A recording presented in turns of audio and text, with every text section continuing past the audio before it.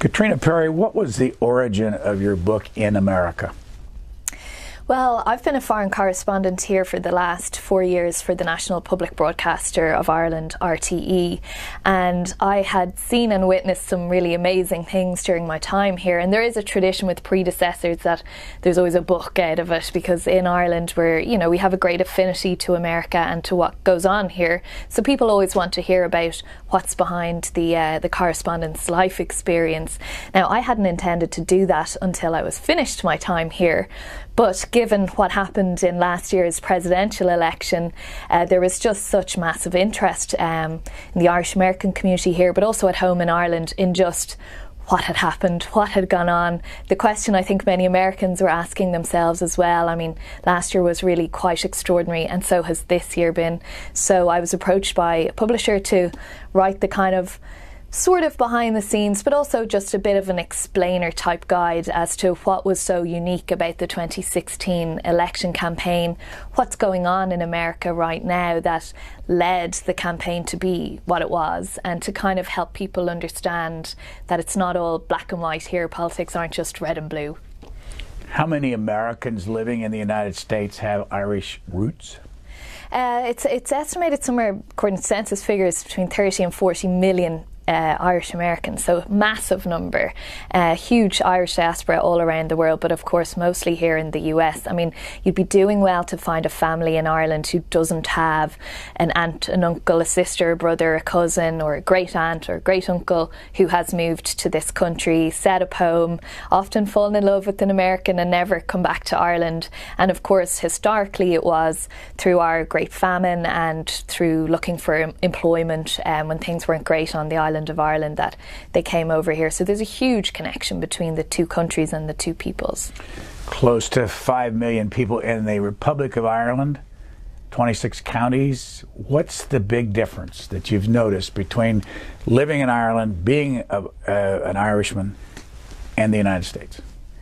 Wow, we need a 5-hour special for that one, Brian, I think. I mean, they're just two totally different countries. You can't really compare them. I mean, primarily starting from the point of view of scale, Ireland, I'm a very proud Irish person, but it's a small country, very sparsely populated, and we just don't have the scale that there would be here in the US, either in terms of employment opportunities for people or just diversity either. I mean, purely in terms of climate in this country, you can have one part of the country bathing in sunshine and others buried under feet of snow. We wouldn't have that in Ireland either. I suppose the people are probably quite similar in that maybe does come from the fact that so many have Irish heritage, in that I found Americans to be extremely welcoming and friendly and open and polite, very well-mannered, and particularly here in Washington DC. I mean, I arrived not knowing anyone, and I was really wrapped into the community, the Irish community, but also the general American community. So, but I mean, gosh, if we were to go into all the differences, we'd be here all day. What about, I mean, for instance, you say in your book that there are some 44 million immigrants in the United States, making it the largest immigrant country in the world. What about in Ireland? Would we see a lot of diversity in Ireland? In recent times, yes. You'll have heard of the Celtic Tiger. So when we were booming at that point, we had a lot of immigrants coming to Ireland from other countries, mostly from Africa and Eastern Europe. And many of them have made Ireland their home and stayed. We went through a recession, and during that period, many people would have gone back to where they were from or a third country because our employment opportunities just weren't there. We have turned a corner, and things are improving in Ireland, and our economy is back in a healthy position again. But we would have a much narrower history with immigration. We've traditionally been a nation of immigrants, and so we're only now sort of seeing the cycling through of that, where you have people who are born in Ireland but of parents from somewhere else. That's a relatively new phenomenon on the scale that it's on at the moment. Can you explain this to Americans, that the Prime Minister, or the Taoiseach as you call him, in Ireland is a gay man, given the nature of the Catholic Church and their attitude in some cases toward homosexuals? How did that happen, and what impact has it had? Well, Firstly, I think that maybe the view that people have of Ireland in America, particularly in some parts of the Irish American community, would be far more conservative than the Ireland that I'm from actually is. And we were the first country in the world to approve same-sex marriage by a vote of the people by referendum. So that just shows you something. I think the fact that our Taoiseach is a gay man is irrelevant. He was elected through a system within his own party, so not kind of by the people as such. And people would have elected him within that Fine Gael party based on him as an individual and what they viewed his good policies to be, again, from within that political party. So, it made headlines all around the world, like including here. It was in many of the newspapers and on the television networks that a gay man who's also one of his parents is an immigrant himself. His father's from India. But, I think in a modern Ireland, that's kind of irrelevant. He's just an Irishman who happened to make his way up to the top of his political party. So, who did you write this book for? So this book was written primarily for, I suppose, an outside of America audience, for an Irish audience or a Western European audience who traditionally would probably align maybe with the Democratic Party, many of whom would have been Hillary Clinton supporters, and just really struggle to understand how someone like Donald Trump, not a traditional politician, could have really cut the zeitgeist in the way that he did, and what was going on in American life and in American politics to result in the result that we've seen. But it's also, I think, useful for people in America as well who maybe are used to living within certain communities. And, of course, the media here is quite polarised at the moment. So people are in a self-confirming media bubble, whereas this sort of sets out maybe a different viewpoint that people hadn't seen before. You say in your book that the United States media doesn't operate like it does in Ireland or Europe because of a code of conduct. Tell us the difference. Well, so where I work, RTE is the public broadcaster. It's part funded by a licence fee, which everyone on the island of Ireland has to pay. If you own a television, you have to pay the TV licence fee. We also get some commercial funding, but that is our primary income. So that means that you have to be neutral and objective. You can't favour one party or another. When it's an election season, literally the amount of time that each candidate gets is monitored on a stopwatch to make sure that everything is fair. That no one's biased, no one's taking one agenda or another. And for me, that's been very different to notice here in America. Particularly the television networks are so to the left or to the right, and whatever anyone from the other side does is almost automatically bad, and whatever anyone does from their side is almost automatically good. So we don't have that. We leave it up to the people, to the voters, to decide and come to their own conclusion. And so in RTE, that's actually regulated by law.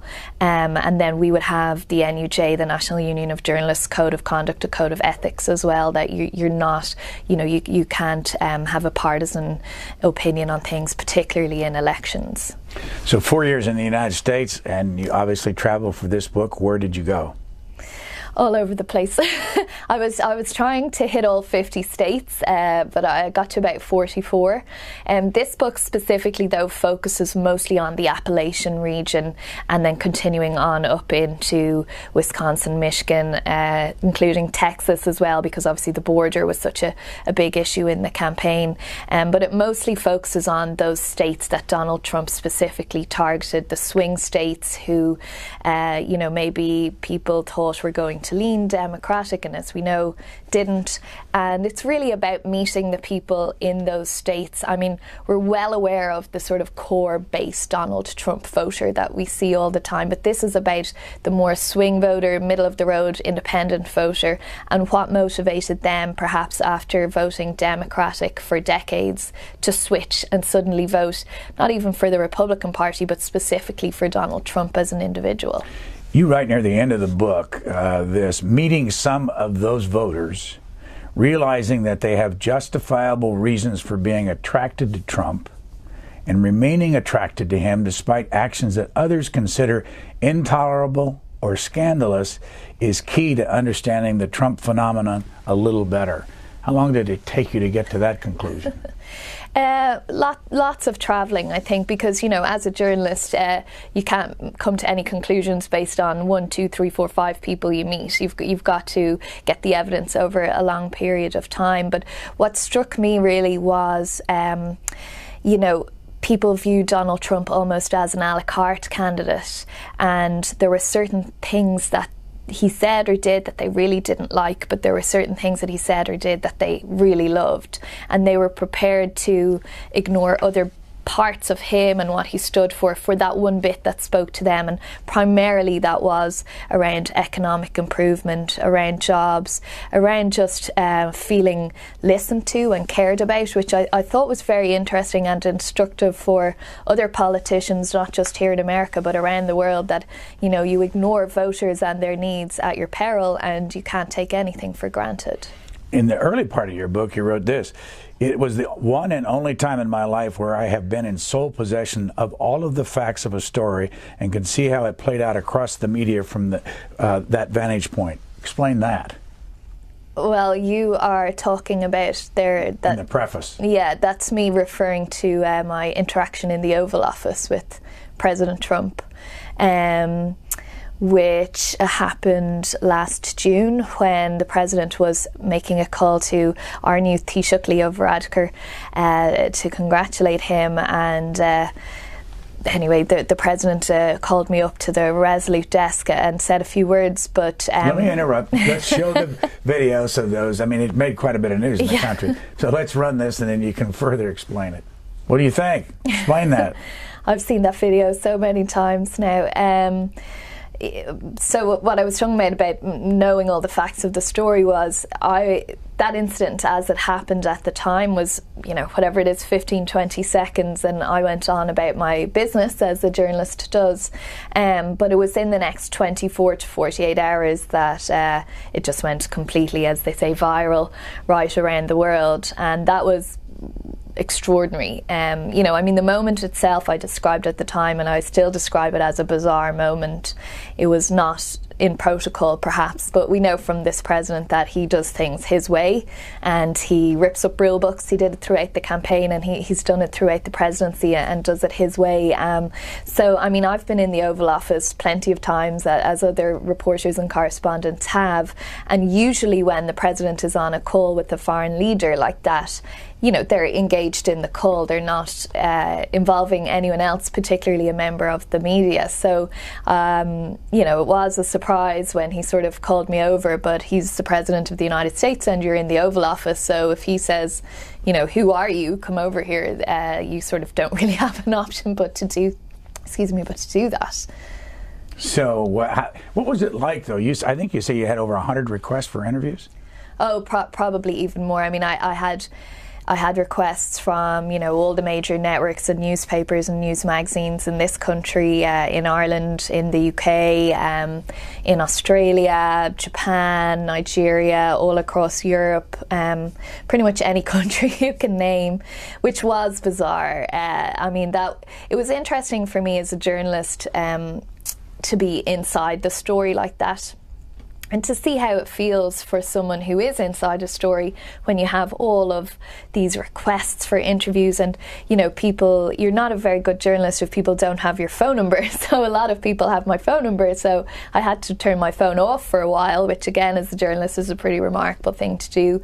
People were reaching out through Twitter, through Instagram, through Facebook, through any possible way they thought they could get hold of me. And I, at the time, just decided I wasn't actually doing any interviews about it, because I was amazed at how polarised that event became. So it was claimed by anti-Trump people as meaning one thing, and it was claimed as pro-Trump people as meaning something else.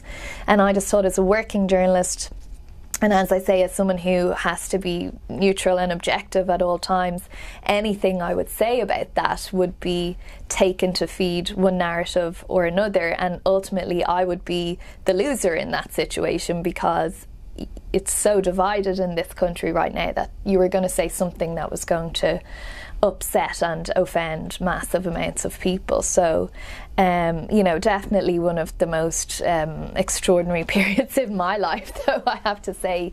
You know, to be sitting in your office and look up at all the TV screens, be it CNN, Fox News, whatever, and they're all playing that video on loop, and then have panels of people discussing how I must have felt, what was going through my mind. You know, the laughter on the clip there is actually not me, that's someone else in the room. So, you know, there were, you know, people just said, oh, you know, I shouldn't have been wearing a red dress. I didn't know how to take a compliment. I should have said thank you.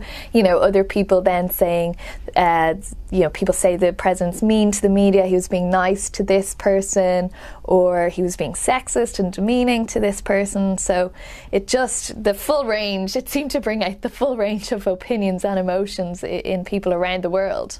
How often, when you watched what people were saying was in your mind at the time, did you say, no, that's not true, I wasn't thinking anything like that? Almost all of it, I'd say. You know, I mean, I'm a journalist who's been around the president as president and as candidate for a long time, and he, you know, he makes his own rules. He does his own thing. So for something out of the ordinary to happen in the Oval Office, I didn't pass too much heed of it at the time. I was more concerned that my deadline was an hour from then. I had to rush to my live point. You know, back in Ireland, the fact that the president was on this call to our new Taoiseach was quite big news. What would they be discussing? You know, there's obviously a lot of hot topics between the two countries, like tax reform, immigration, so on. So this was a big, the mere fact of the phone call was a big deal in Ireland. So that's really all I was concerned about. And, you know, upon leaving the Oval Office with the other members of the press pack, and with some of the White House aides as well, we were kind of like, oh, that was odd, that was a bit bizarre, you know, and off we went. And I actually went to a Nationals baseball game that night with some friends. They were playing the Cubs here in town at Nats Park, and you know, so you're engrossed in the game, you're not looking at your phone, right? And I came out back into an area with a good phone signal, and that's when my phone had just almost exploded, really. And then I thought, okay, this is a bigger deal than I initially anticipated. When did you know that you were going to be called back to Ireland, to RTE, to be an anchor? Just about maybe November, end of October, November. End of October. So we rotate foreign correspondents here to the US. So we do 4-year terms. So my 4 years were coming to an end, and you face that question of what am I going to do next, you know? And so I hadn't really considered being an anchor before. I love being out and about in the field. So I just got a phone call from the boss one day saying, oh, we need you to come home and take over the main evening news in Ireland, which I'll be co-anchoring with another woman. It's the first time there'll be 2 female anchors in Ireland on an RTE news bulletin. So 1 hour, Monday to Friday, every evening at 6 p.m, 1 p.m. Eastern. People can tune in online and watch if they want to. So that's my next step, really. So it'll be very different to what I've been doing here in the US for the last 4 years. We're recording this at the end of 2017. When is your first day as the anchor, as co-anchor? It will be the 8th of January. So I'm kind of leaving here, and then 2 days later I start the new job back in Ireland. So no rest for the wicked, as they say. I count in your book that you wrote about 11 states that you went to. I don't know if you can do this or not, but I'd like to go through the list and just get you, we'll come back to any of it, but get you just to give us something that you remember from each of those states, starting with Ohio. Wow, okay. Ohio, I remember being beautiful, actually, which is not something you usually hear about Ohio. You know, it was a stunning vista there, but I do remember being surprised, and this is not unique to Ohio, but to the levels of poverty in some parts of the United States, and particularly in Ohio, just how drugs have run ravage through parts of that state. You know, I don't want to do down the whole state, because I really liked Ohio, and had great food there, great chili actually.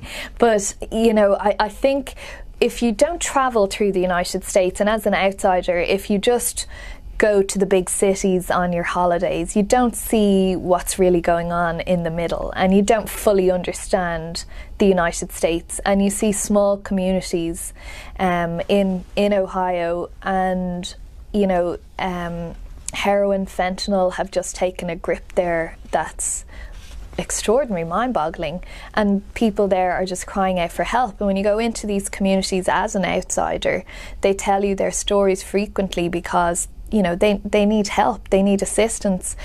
There was a story on the front of the Washington Post one day about a county coroner having to bring in a refrigerated shipping container. Such was the number of dead bodies they were going to find over the weekend from drug overdoses. I mean, it's very difficult to square that scenario with the United States being one of the wealthiest countries in the world, and yet you have some small communities that, they're doing everything they can for sure, but they just need help. Let me jump all the way from Ohio down to Texas. And I know you were down in the McAllen area and you talked to a border agent. Mm-hmm. What did you learn from that? Talking to the border agent was very insightful, actually, because you see a different view of things when you talk to those guys who are patrolling the border every day and every night. I mean, there's a humanitarian story there for sure, and we have a similar situation in Europe with refugees coming from Syria and parts of Africa, but the humanitarian situation in Texas is heartbreaking. I mean, when people walk with literally the clothes on their back and small children for a month, sleeping on sides of mountains and whatever to seek a better life, and they're coming across the border, and then the conditions they're facing and all of that's ahead of them is heartbreaking. But then you talk to these border agents who talk about the criminal element, the coyotes as they're called, who are smuggling in these people, who are smuggling in drugs and guns. And interestingly, they said it was a two-way street as well. There are drugs and guns coming out of the US across into Mexico as well. And they feel overwhelmed, and I know President Trump has upped the numbers of funding and border guards this year, so things are probably maybe a little better than when I was there last year, but it's a scary enough situation down there at times. I mean, we were told not to be near the Rio Grande as dusk was falling, and of course, being TV journalists, we had to go and get the good pictures to tell the story we were telling about the border crossings and all of that.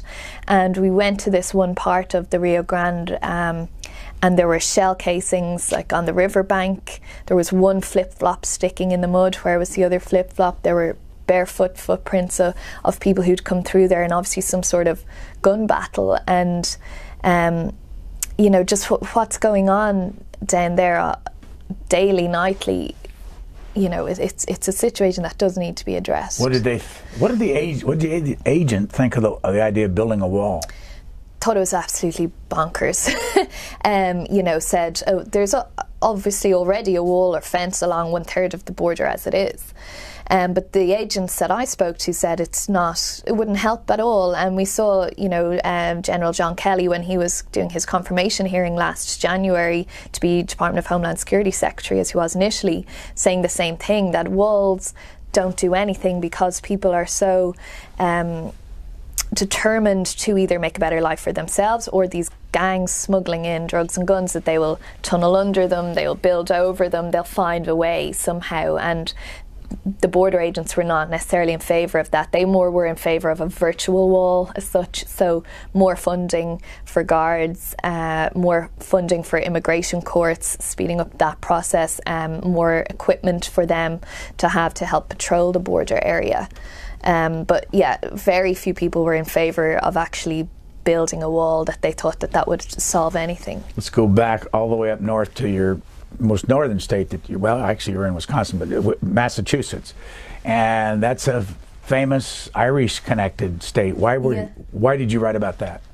I wrote about that because people at home were interested in hearing about how Irish Americans had voted, because there would be a traditional viewpoint that Irish people, and in fact many people in the western part of Europe in particular would align themselves with the Democrats, harking back to the JFK era and so on.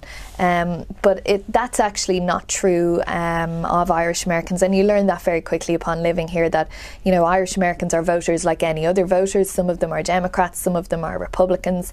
Many of them favoured Donald Trump. Many of them are still quite conservative voters, so they would favour the Republican Party in particular, and in this instance Donald Trump, because of his positions on certain things to do with the family, abortion and so on, smaller government, lower taxes, these kind of things. So that's really why Massachusetts is in there. I mean, obviously it didn't help him in the overall election, but it's just by way of understanding how Irish American voters think. But you did talk in that chapter about immigrants, and then you quote a man named Lewis Murray. He's a proud Irish American. Who was Lewis Murray?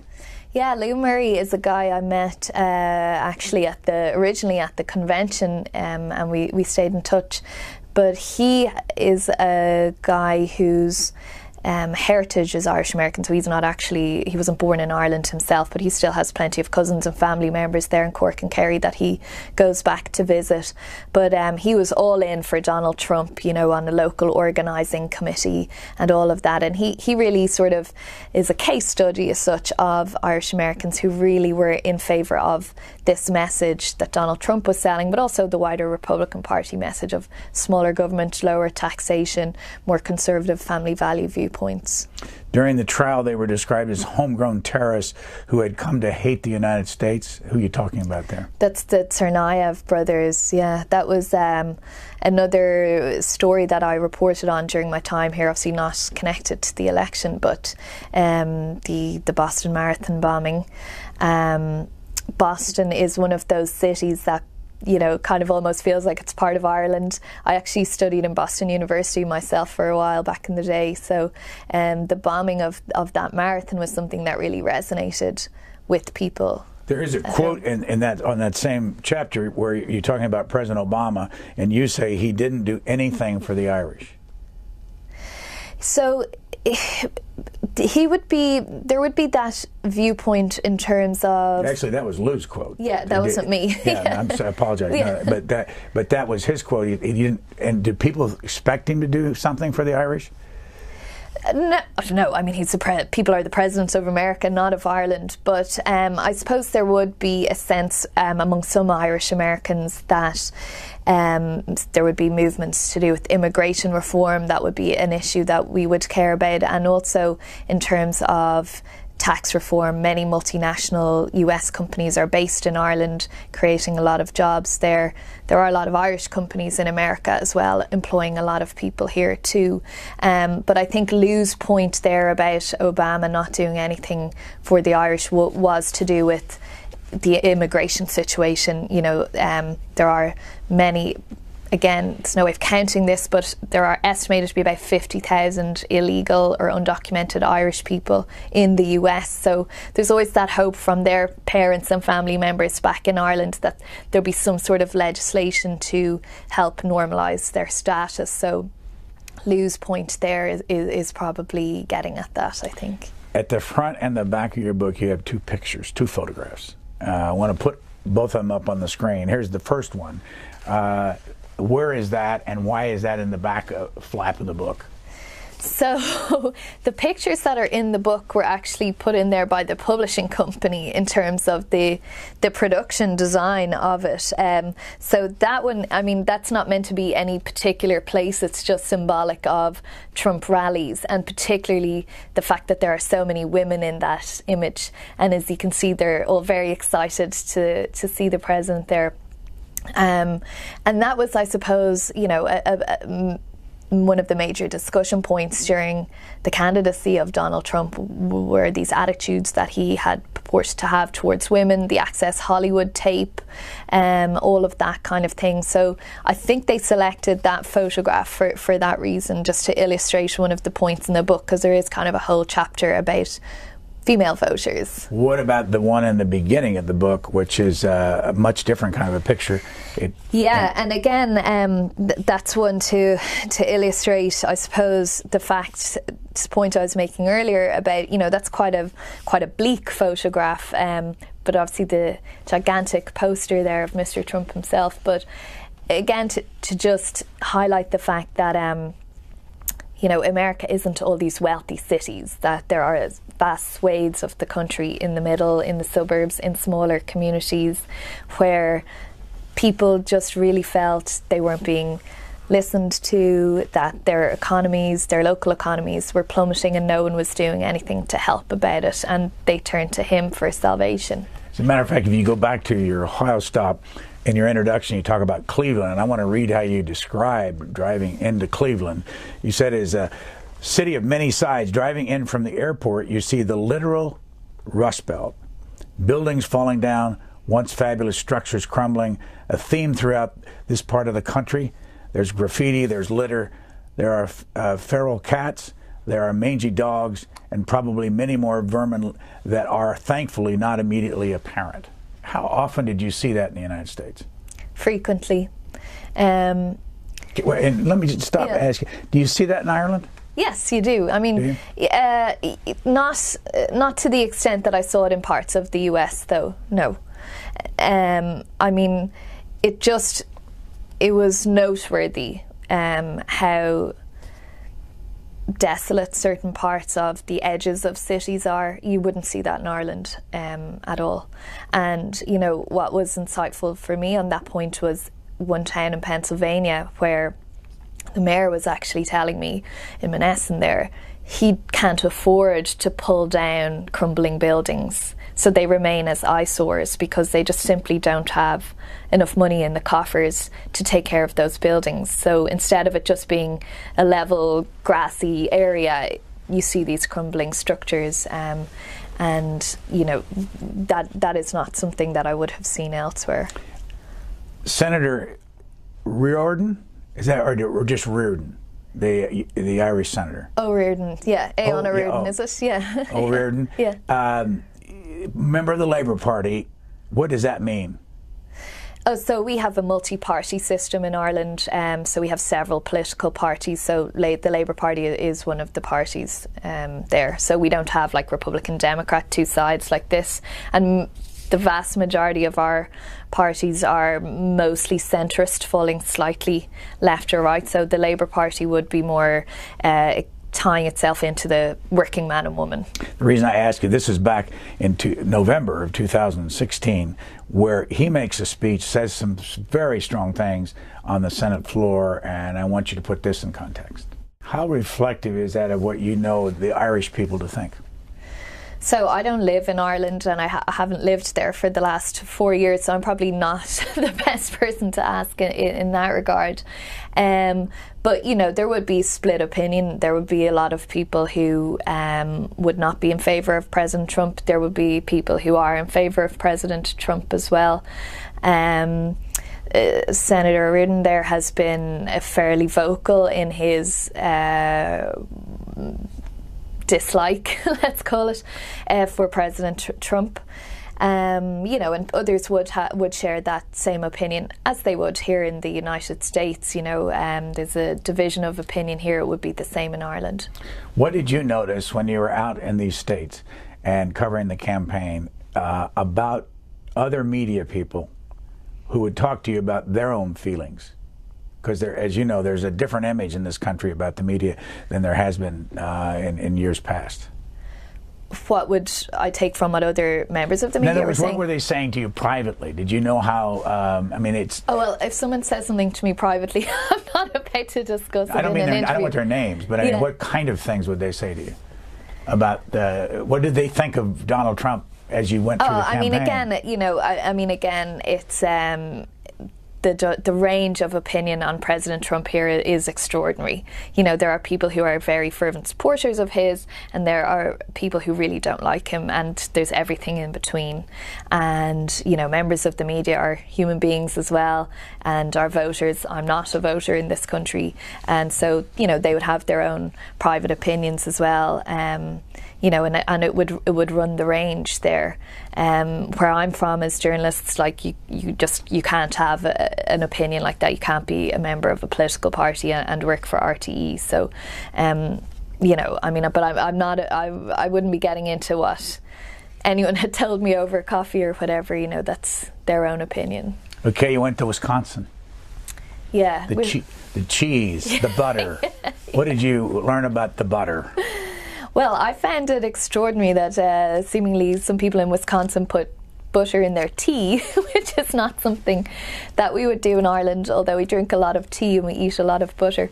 But yeah, there was quite an odd situation whereby Irish butter was banned in Wisconsin because, it's America's creamery, America's dairyland, so they have very strict regulations there in terms of regulating where things are processed and all of that. So if Irish butter had met the rigorous high standards that there are in Ireland and in line with EU regulations, it wasn't allowed in Wisconsin. So you'd meet these people who had to travel over the border to Illinois to buy their butter and essentially smuggle it back in the boot or the trunk of their car. So, it's good to see Irish products are so popular, but it was just another example of how states differ so much in this country, and there's so many regulations to try and get around in each place. Where you see more regulation, Ireland or here? Well, I'm obviously not a regulations expert, but I think it depends on the sector and on the industry. When it comes to food products and that kind of thing, we have very different standards there in terms of the use of antibiotics and hormones and all of that kind of thing in food products. Those regulations would probably be a lot higher in the European Union. But, I think... I don't think I'm the best placed person to answer that one. Back to Wisconsin, you met a man named Professor Mordecai Lee. Yes. Who is he? Yes, so he's a professor at the university there in Milwaukee and a native Wisconsinite. And I had a very interesting chat with him about obviously Donald Trump won Wisconsin. It was one of the 3 states that arguably gave him the White House, the others being Michigan and Pennsylvania. And what I felt was noteworthy was that Hillary Clinton never campaigned in Wisconsin at all. She didn't go there even once, which I thought was interesting choice, given that, if you're asking the people of a state to vote for you, you should probably go there at least once. And Mordecai Lee, the professor that you mentioned, he disagrees with that theory, but he was an interesting guy just in terms of charting through how different elections swing in Wisconsin. The people there hadn't voted for a Republican since the 1980s in a presidential election, and yet they did this time. Can you explain this from what you saw? And in this Wisconsin chapter, you talk about, first, those farmers view Washington, D.C. as totally disconnected from their lives. For them, you actually have to work to make a living, work as in hard physical and manual labor. And second, referring to them as city people and later fancy people, the average wage in D.C. is $25 an hour, and it's a majority black city. Just 44% of the population is white. Here in Wisconsin, the average wage is $17, considerably below. 87% of the population is white. While there may indeed be some fancy people in D.C., most are not. That's you saying that. But it doesn't matter. The disconnect was already there, and draining the swamp made it more real.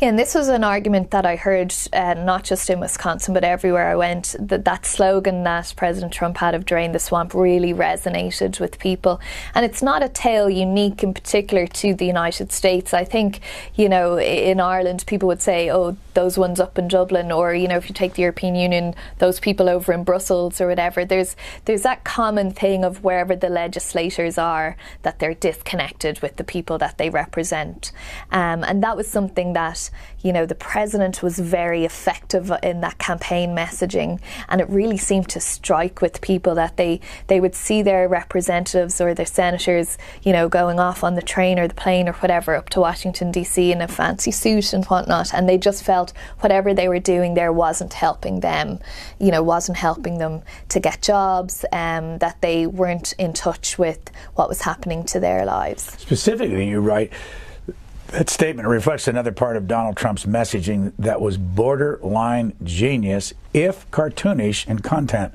drain the swamp. Yeah. Borderline genius. How often did you see that with him?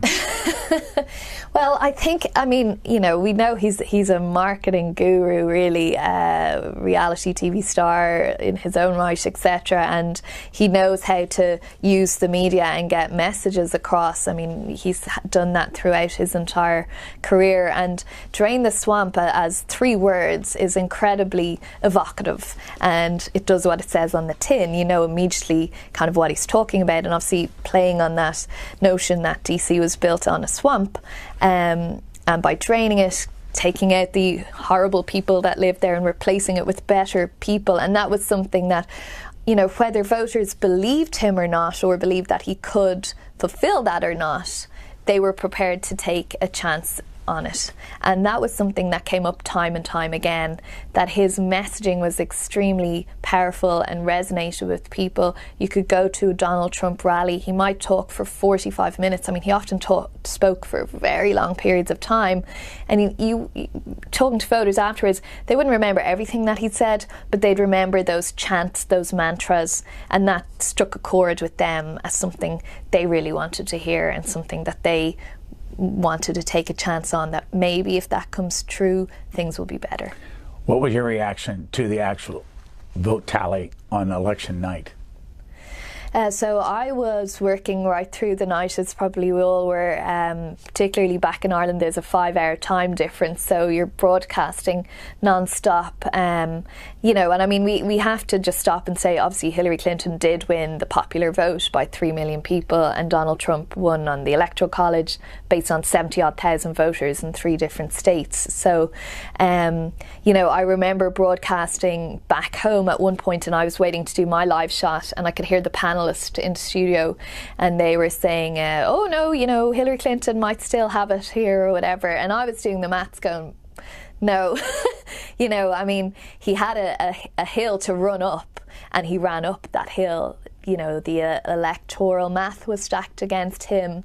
The polls were all trending in one direction, and so there was a challenge there, but he seemed to grab it and, as we know, succeeded. But based on your own coverage and the way you saw the election, were you surprised? No, not remotely surprised. I mean, I had been saying on air for a couple of weeks before that, don't discount Donald Trump winning here. It's not a clear-cut victory for Clinton. And even the polling, it was all trending in her favour, but actually by the time you got to a few days out from polling day, the margin of error in certain places was 3 and 4% on certain polls, and her victory margin was, not much more than that. So therefore, that renders a poll really not reliable.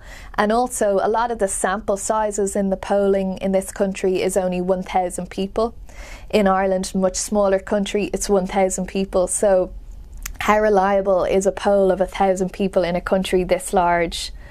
And then you get into all the other subsets of that in terms of, is polling being done on landlines, who has landlines versus mobile cell phones, what native language they speak when the pollster calls, and all of that. So I think the polling industry probably got a bit of a whack last year, but just based on the people that I'd spoken to and where I'd been, I wasn't remotely surprised, actually.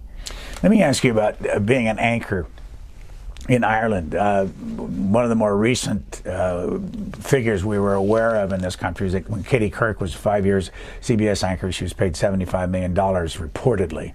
Is that the kind of money that they pay in Ireland? No.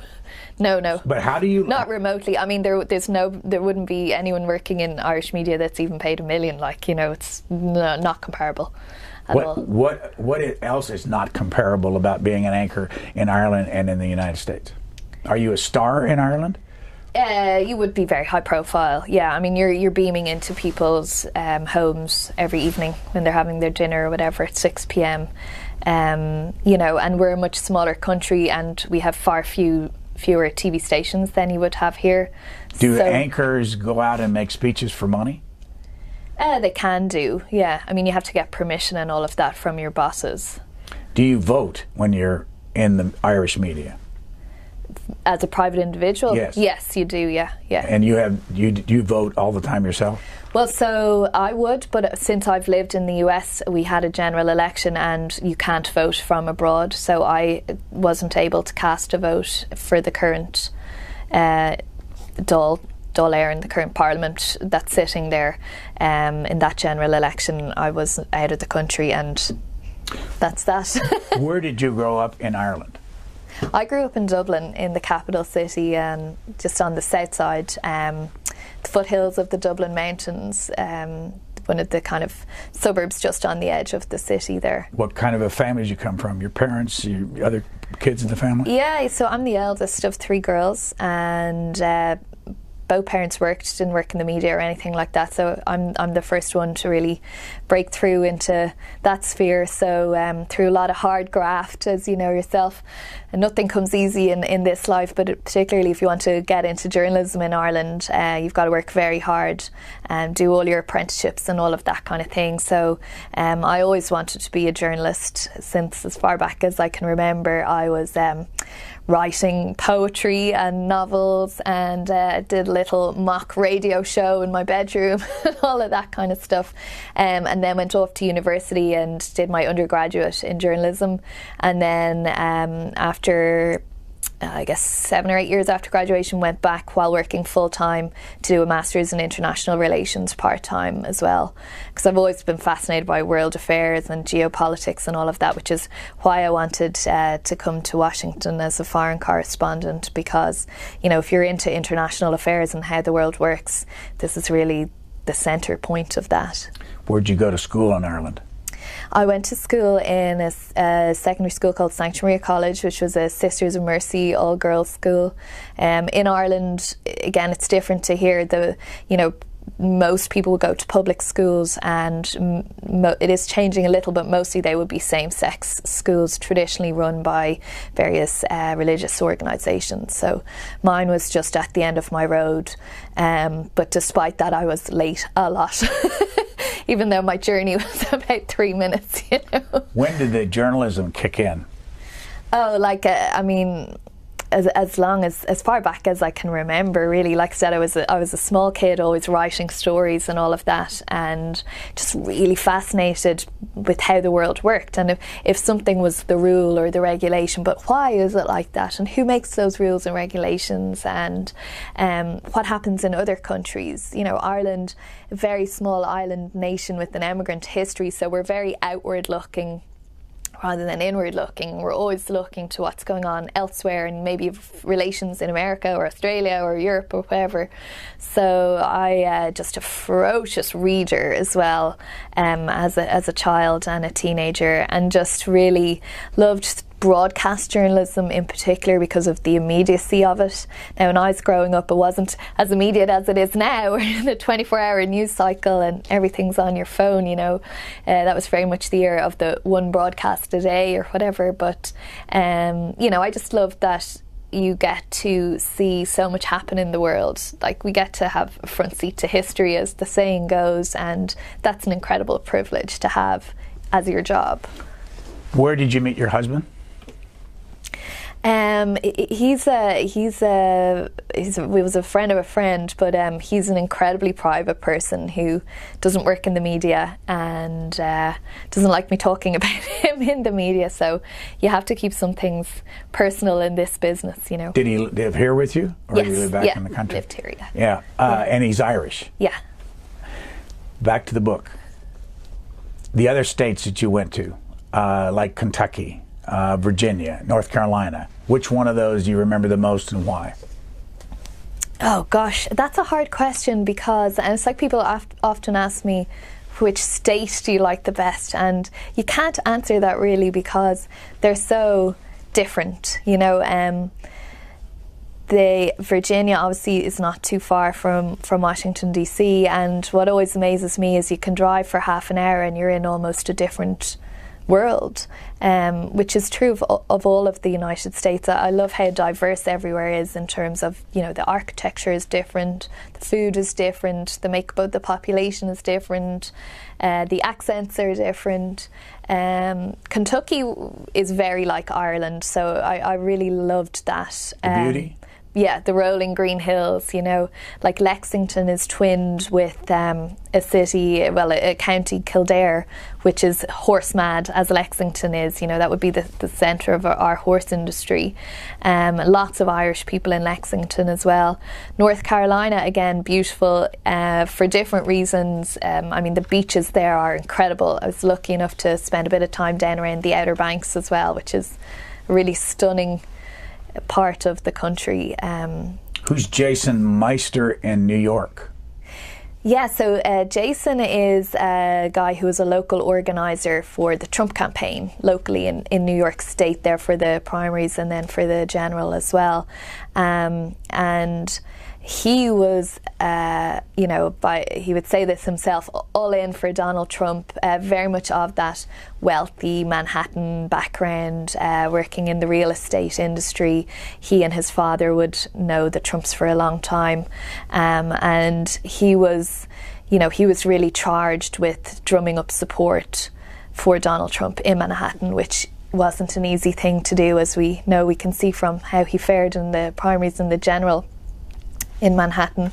But you know, just he was a good example of someone who, you know, the wealthier end of this country, who were very big supporters of Donald Trump in terms of what he would do to deregulate the financial industry, pro-business, reducing taxes, all of that. And you know, we've seen some of that coming in already with the new tax law. What's the American dream? The American dream, I mean, I don't know for Americans, but for non-Americans, and this is what I noticed travelling around, is like there is this insatiable hope and optimism and positivity to do better, and that your kids will do better than you did and your grandkids will do better than you did. And when you travel to America, this is the American dream. This is what you hear people describing to you. You know, one person I met had said how, you know, she was the first person in her family to finish high school, and she was going to make sure that her son was the first person to finish university, and she would do everything she had to do to make sure that he could be a doctor, be a lawyer, be whatever he wanted to be. And I think people are always striving for that, and it's not happening right now in the US. I mean, the census statistics show that 3 out of 5 people are the same level of income and wealth as they were in 2008. Like, that's quite a substantial period of time to not be making slight improvements on your life. And I felt that people I met, particularly those who had been Democratic voters and were now siding with Donald Trump, was they felt they'd been somehow left behind, that they weren't going to retire or die better off than their parents were, and they weren't going to be able to give a better life to their children. And that kind of goes against that thinking that I think is in the spirit and soul of Americans. What is your reaction when you hear our politicians say, or even our public say, America is the greatest country in the world? I think, you know, many people in their own countries say that. In Ireland, we say it's the greatest country in the world as well. You know, and I mean, in many ways, America is great. You know, why else do so many people go through so much to come here and make a better life, try and make a better life for themselves? You know, I think, and there have been surveys to back this up in the last few months, that maybe that reputation, that viewpoint is diminishing now by virtue of recent policies here. Things like not going along with pretty much every other country on earth in terms of the Paris Climate Accord, you know, policies towards the Middle East perhaps. So, you know, but I think Americans are entitled to say they're the greatest country. It's the greatest country in the earth, but so can every other nation. So looking back on your experience of the 4 years and looking back on your work on this book, if when you go home and somebody says to you, describe to me very briefly why the people that voted for Donald Trump voted for him, what would you say? What are the main reasons? I would say there are a couple of reasons. One is he said he would bring back that American dream and make life better for them, and that he would change things up in Washington again, the drain, the swamp, improve things there. And also because he didn't stand for anything in particular, he could stand for anything that you wanted him to stand for. And ultimately a lot of people are single issue voters, but he was listening to them. He said he would fix the economy and bring back jobs, and ultimately that's what everyone wants in life. You know, they want to be able to provide for themselves and their families as best they can, and if you feel beaten down, you will take a chance on someone that's offering you something new. So, last question to you. If you ever had to come back to the United States and live again and had a choice, which state would you live in? Oh, that's that hard question again. I would love to come back to DC again, but again with the job that I have, that you can get out of the bubble that is this city and travel around. If I was going to check out of life totally, I mean, the beaches in California are pretty amazing. You know, like I say, Kentucky, also a fabulous place. Really like Texas.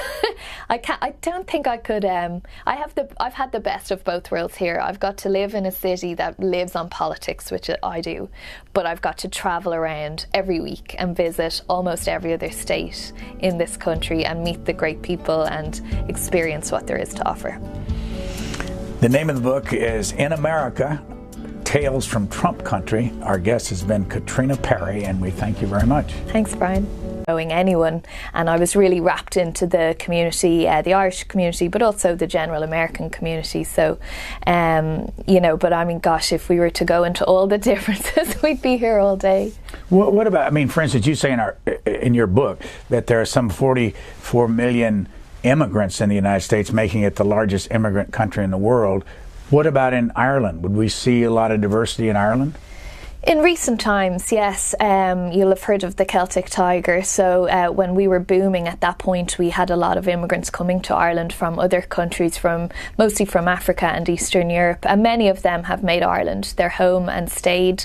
We went through a recession, and during that period, many people would have gone back to where they were from or a third country because our employment opportunities just weren't there. We have turned a corner, and things are improving in Ireland, and our economy is back in a healthy position again.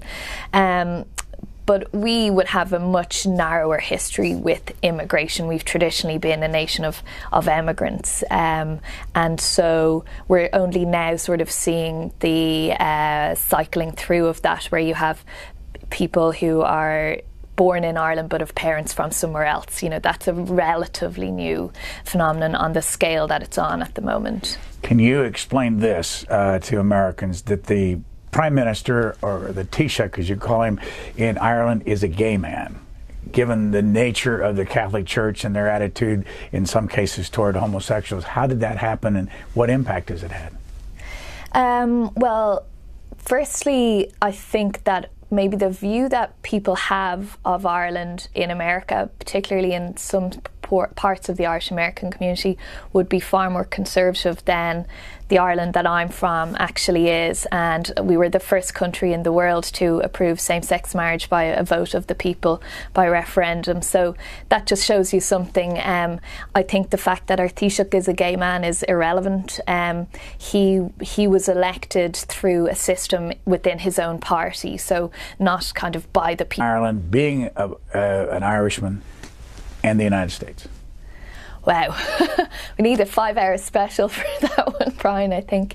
I mean, they're just two totally different countries. You can't really compare them. I mean, primarily starting from the point of view of scale, Ireland, you know, I'm a very proud Irish person, but it's a small country, very sparsely populated, and we just don't have the scale that there would be here in the US, either in terms of employment opportunities for people or just diversity either. I mean, purely in terms of climate in this country, you can have one part of the country bathing in sunshine and others buried under feet of snow. We wouldn't have that in Ireland either. You know, I suppose the people are probably quite similar, in that maybe does come from the fact that so many have Irish heritage, in that I've found Americans to be extremely welcoming and friendly and open and polite, very well mannered, and particularly here in Washington DC. I mean, I arrived not knowing what's going on in America right now that led the campaign to be what it was, and to kind of help people understand that it's not all black and white here. Politics aren't just red and blue. How many Americans living in the United States have Irish roots? It's estimated somewhere, according to census figures, between 30 and 40 million Irish Americans, so massive number, huge Irish diaspora all around the world, but of course mostly here in the US. I mean, you'd be doing well to find a family in Ireland who doesn't have an aunt, an uncle, a sister, a brother, a cousin, or a great aunt or a great uncle who has moved to this country, set up home, often fallen in love with an American and never come back to Ireland. And of course, historically, it was through our Great Famine and through looking for employment when things weren't great on the island of Ireland that they came over here. So there's a huge connection between the two countries and the two peoples. Close to 5 million people in the Republic of Ireland, 26 counties. What's the big difference that you've noticed between living in Ireland? Katrina Perry, what was the origin of your book In America? Well, I've been a foreign correspondent here for the last 4 years for the National Public Broadcaster of Ireland, RTE, and I had seen and witnessed some really amazing things during my time here. And there is a tradition with predecessors that there's always a book out of it, because in Ireland we have a great affinity to America and to what goes on here. So people always want to hear about what's behind the correspondent's life experience. Now, I hadn't intended to do that until I was finished my time here. But given what happened in last year's presidential election, there was just such massive interest in the Irish American community here, but also at home in Ireland, in just what had happened, what had gone on. The question I think many Americans were asking themselves as well. I mean, last year was really quite extraordinary, and so has this year been. So I was approached by a publisher to write the kind of sort of behind the scenes, but also just a bit of an explainer type guide as to what was so unique about the 2016 election campaign.